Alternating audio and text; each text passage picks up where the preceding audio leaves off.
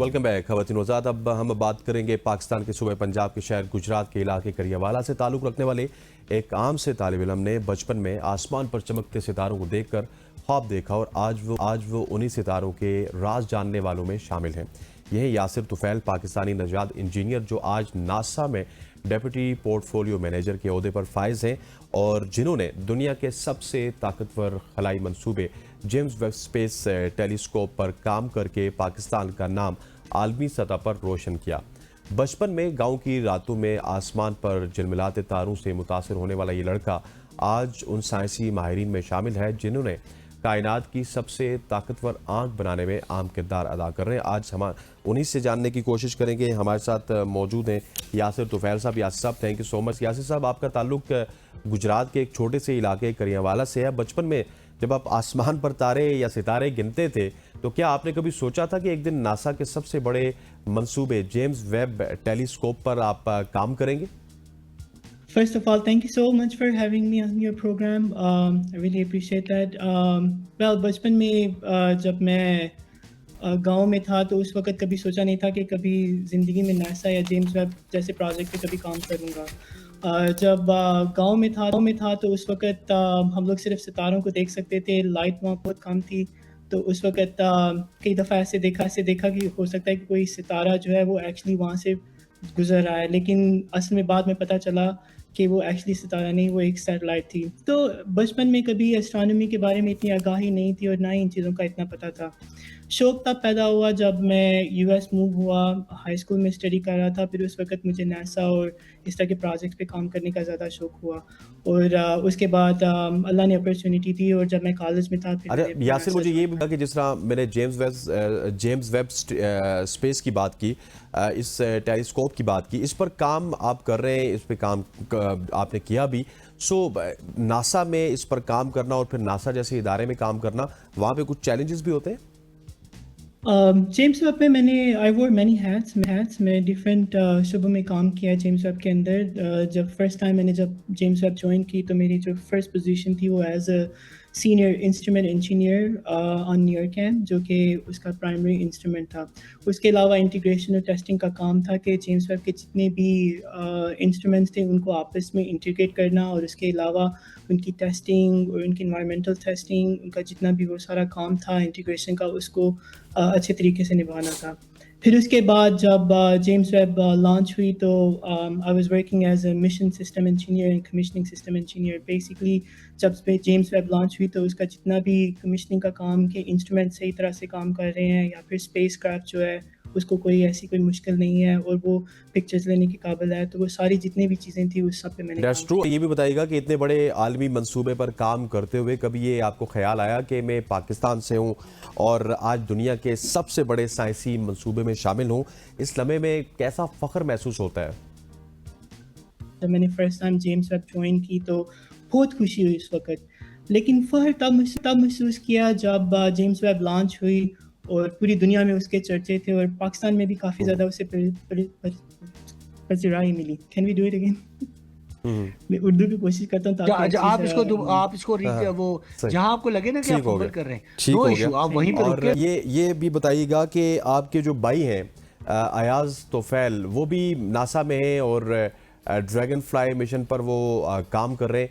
ये एक दिलचस्प नहीं है कि आप दोनों भाई एक ही जगह पे काम कर रहे हैं? पाकिस्तान में थे जब हम थे तो हमें इतना साइंस या इल्म फल्कियात इन चीज़ों के बारे में इतनी आगाही नहीं थी, लेकिन जब हम लोग यहाँ पाकिस्तान से मूव हुए यूएस में तो ये उस वक्त की बात है जब सोशल मीडिया नहीं था, तो हम लोग ज़्यादातर जितने भी साइंस चैनल्स या साइंस डॉक्यूमेंट्रीज़ हम लोग वो देखते थे। तो उस वक्त इंजीनियरिंग और साइंस का काफ़ी ज़्यादा शौक हुआ।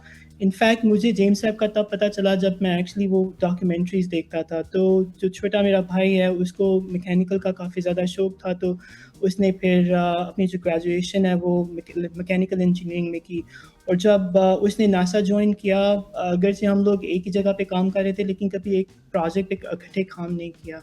تو لیکن میں نے لینڈ سیٹ 8 پہ کام کیا، اور اس کے بعد جو نیکسٹ اس کی جو سیٹلائٹ تھی وہ لینڈ سیٹ 9 تھی، اس پہ میرے چھوٹے بھائی نے بھی کام کیا. تو ہمارا شوق اس وقت بڑا جب ہم لوگ سائنس کی ڈاکومنٹریز یہ چیزیں دیکھتے تھے، تو وہ کافی اچھا ٹائم تھا جو ہم لوگوں نے اس وقت ساتھ گزارا. اچھا یاسر، مجھے یہ بھی بتائیے گا کہ اگر ایک پاکستانی طالب علم آپ سے پوچھے کہ وہ بھی ناسا جانا چاہتا ہے تو اس کو کہاں سے آغاز کرنا ہوگا؟ کیا وہ ناسا جا سکتا ہے؟ آپ اس کو کیا مشورہ دیں گے؟ اسٹوڈنٹس کے لیے صرف میرا اتنا ہی مشورہ ہوگا کہ اگر آپ کو ناسا یا ایسے جیسے یا آپ کسی اسپیس ایجنسی میں کام کرنا چاہتے ہیں تو بیسکلی ان پروجیکٹس پہ کام کیجئے یا ان ریسرچ پہ دھیان دیجئے جو کہ بیسکلی الائن کرتا ہو ان اسپیس ایجنسیز کے ساتھ. ویسے تو اگر آپ نے ناسا، ایسا یا دوسری اسپیس ایجنسی میں کام کرنا ہو تو اس کے لیے آپ کو وہاں کا شہری ہونا ڈیفینیٹلی ضروری ہے. لیکن اس کے علاوہ اسٹوڈنٹس کے لیے کافی اپرچونیٹیز ہوتی ہیں. اگر آپ کا پروجیکٹس یا آپ کی جو ریسرچ ہے وہ اگر اس چیز سے الائن کرتی ہے تو دیر مینی ادر اپرچونیٹیز، اور کسی بھی طریقے سے آپ جو ہے وہ اس پروجیکٹ میں اپنا حصہ ڈال سکتے بالکل. ہیں. اچھا مجھے بھی بتائیے گا کہ basically you are hailing from Pakistan اور آپ کافی ارلی ایج پہ گئے، لیکن پاکستان کے لیے ہر شخص کچھ نہ کچھ کرنا چاہتا ہے، تو کیا آپ پاکستان کے اسپیس یا پھر سائنسی ادارے کے ساتھ کوئی مشترکہ منصوبہ شروع کرنے کا ارادہ رکھتے ہیں یا پھر آنے والے وقت میں کسی پروجیکٹ پر کام کرنے کا ارادہ رکھتے ہیں؟ اگر فیوچر میں اگر کوئی ایسی کولیبوریشن ہوتی ہے جس میں ناسا اور پاکستان کا کوئی مشترکہ منصوبہ ہو تو definitely I would love to work with that. لیکن فی الحال کوئی ایسا کوئی ارادہ نہیں ہے. فی الحال میں صرف یونیورسٹیز کے جو اسٹوڈنٹس اور وہ اسکول کے جو اسٹوڈنٹس ہیں ان کو ریچ آؤٹ کرتا ہوں اور آؤٹ ریچ پروگرام پہ کام کر رہا ہوں، اور بیسکلی ان کو اسٹیم اسٹڈیز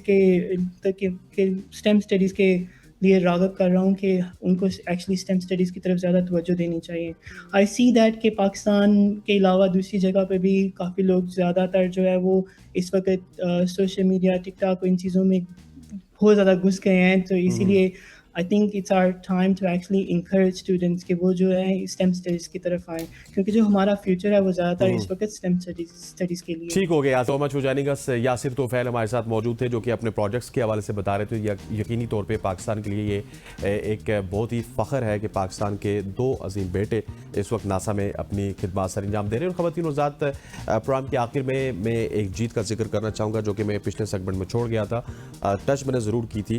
وہ ہے انڈیا کی جیت. ٹیم انڈیا کی جو خواتین ہیں انہوں نے فائنل میں ساؤتھ افریقہ کو ہرایا اور وہ تاریخ میں پہلی بار وومنس ٹائٹل اپنے نام کرنے میں کامیاب ہوئے. اور یہ یقینی طور پہ ایک بہت بڑی کامیابی ہے انڈین کرکٹنگ سسٹم کی، کیونکہ اسی سسٹم نے وومن پریمیئر لیگ لائی اور اس پریمیئر لیگ میں ان کی جو خواتین ہیں ان کو امپاور کیا گیا. ان کی جو پے تھی وہ مردوں کے ایکول کی گئی اور اتنی زیادہ ان کی کرکٹ امپاور ہوئی کہ آج آپ دیکھ لیجئے کہ 2 سے 3 سال میں وہ ورلڈ کپ جیت چکے ہیں. سو اس طرح کی انویسٹمنٹ ہمیں خواتین کے حوالے سے پاکستان میں بھی کرنی ہوگی، کیونکہ پاکستان کی جو خواتین کی کرکٹ ہے وہ ابھی تک ٹاپ ٹیئر کرکٹ میں تبدیل نہیں ہو سکی. اگر ہم مردوں کی کرکٹ کی بات کریں تو 92 کا ورلڈ کپ، 2007 کا ورلڈ کپ، 2017 ہے، اس کے علاوہ 99 کا ہم نے فائنل کھیلا. بہت ساری کامیابی ہیں. ایشیا کپ ہم نے معین خان کی قیادت میں جیتا، ایک اور ایشیا کپ بھی بعد میں ہم نے جیتا. سو خواتین کے حوالے سے ہمارے پاس اس طرح کی کامیابی نہیں ہے. ہماری ٹیم ابھی تک صرف اگر ٹاپ ٹیئر ریٹنگ کی بات کی جائے تو رینکنگ میں 7ویں نمبر پہ ہی پہنچ سکی، او ڈی آئی میں بھی اور T20 میں بھی.